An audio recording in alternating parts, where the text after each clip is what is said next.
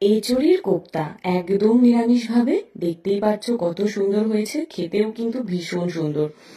কাঁচকলা বা ছানার কোপ্তা তো আমরা খেয়েই থাকি। এঁচোড়ের কোপ্তাটা কিভাবে বানাচ্ছি চলো দেখে নিই। সেদ্ধ এঁচোড়ে সেদ্ধ আলু দিয়েছি, সাথে যা যা মশলা দিয়েছি সব ভিডিওতে লেখা আছে। সব একসাথে ভালো করে মেখে নিয়ে এরকম গোল করে শেপ দিয়ে ডুবো তেলে কোপ্তাগুলোকে ভালো করে ভেজে নেব। কোপ্তাগুলো ভেজে তুলে রাখার পর আমি কিছুটা চালমগজ, কিছুটা কাজু, পোস্ত আর কিশমিশ দিয়ে সেটাকে ভিজিয়ে রেখে একটা মিহি পেস্ট তৈরি করে নিলাম। এবার তেলে গোটা গরম মশলা ফোড়ন দিয়ে দেবো আদা বাটা, কাঁচা লঙ্কা বাটা, স্বাদ মতো নুন, চিনি আর কাশ্মীরি লঙ্কার গুঁড়ো। সব একসাথে কষিয়ে যখন তেল ছাড়বে তখন সেই বাদাম বাটাটা অ্যাড করে দেবো। আর ভালো করে ফোটানোর জন্য দিচ্ছি দুধের সাথে জল অ্যাড করে। ভালো করে ফুটে এলে কোপ্তা দিয়ে নামানোর সময় গরম মশলা আর ঘি। এটা কিন্তু শুধু ভাত নয়, পোলাও, ফ্রাইড রাইস দিয়েও দারুণ লাগবে। বাই।